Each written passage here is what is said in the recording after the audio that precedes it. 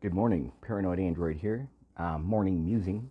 I'm not sure if you guys remember in my generation. I just remember my parents talking about it. You remember Tricky Dick? Tricky Dick? Richard Nixon, the guy who had the Watergate scandal. Well, if you remember Tricky Dick, and in light of Tricky Dick's trickiness, during that big hippie movement, there was a big hippie movement, and there was a lot of identity movements, racial identity movements, like Cesar Chavez and Martin Luther King, Malcolm X, John F. Kennedy, and Bobby Kennedy were in on civil rights movements, income equality. They were all about it. They made a big push. People were anti-war, and the man put a quash on that. He put the kibosh on that.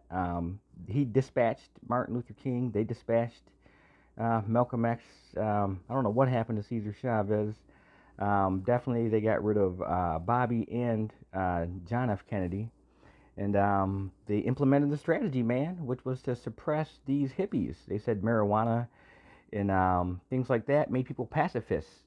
People were understanding that they didn't want to be part of war. They understood the big corporate war machine. They wanted to back out of it. And they had a counterculture.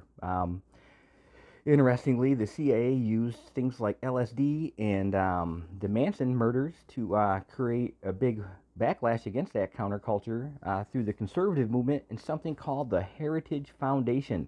If you look at 1974, there was a foundation created called the Heritage Foundation. These people are the driving force behind the Mango Mussolini and his strategy that he has been planning. What is funny is that a lot of these cats, like those in my parents' demographic, who were hippies and bikers and free spirits, they hated Tricky Dick. They hated Tricky Dick.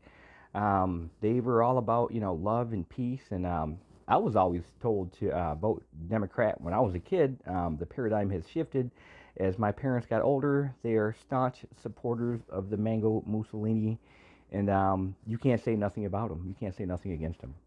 But anywho, back to the point of the story. Um, so what they had to do is they had to squash this backlash of anti-war sentiment and people talking about turning on, tuning out, and dropping out of society. They're not paying taxes. They're not supporting the establishment. So Nixon, he created the war on drugs. Yeah, that put the kibosh on them, and that they went after marginalized peoples.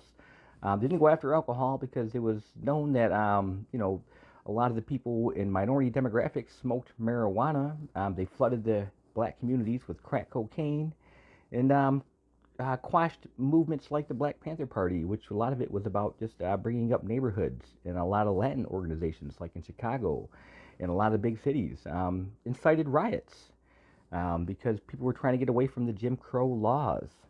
But anywho, if you look at what's going on now in politics and you see what's happening, they want to get rid of collective bargaining. Collective bargaining, if you remember back into the industrial age, there was a lot of people who were working in pretty harsh environments. They had child labor. They had a lot of people were dying. A lot of people got sick. So the people would strike, and they would strike, and they'd bring in strike busters, and they would beat the people up and kill some of them, and hurt some of them, and starve them. And a lot of times, farmers would sustain these people. So they learned from that. They went after the farmers. A lot of these farmers are federally regulated. They got all kinds of camping laws and laws against homelessness. So if you're not working for the man, they can possibly put you in a institution of some sort. But anywho, yeah. So the war against collective bargaining, the right to form unions, the right to have redress of grievance. You notice a lot of the whole Constitution has been taken down from the White House website um, because they want to skirt a lot of these constitutional laws. They want to skirt due process. Is being self-evident that every man is endowed with certain inalienable rights by his creator, those being the life, liberty, and the pursuit of happiness. They don't want to give you that. No due process. Um, it's crazy. Freedom of assembly, freedom of speech, they're all under attack. Constitution is taken down. They want to get rid of collective bargaining.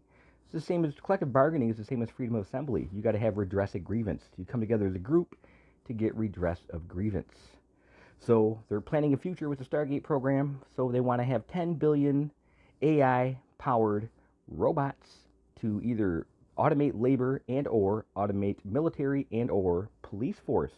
And at the same time, They're just made everything switching to um, Bitcoin or electronic currencies, digital currency, and they want to be able to monitor every word, purchase, action, and through biometrics, facial recognition, and voice recognition software.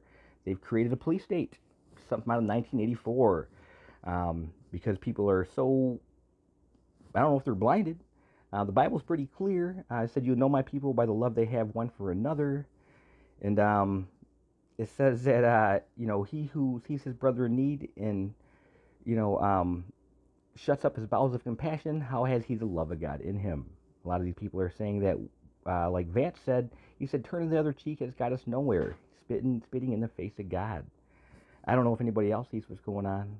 It's pretty perilous times. Pretty wild what's happening. But at the same time, it's the ghost of Tricky Dick. That's what makes it even all the more funnier. All these people who are now old, who hated Tricky Dick, are now on Tricky Dick's dick. Pretty wild. Paranoid Android is what I got for this morning. Did you catch any of that? Pay attention. Have a good morning.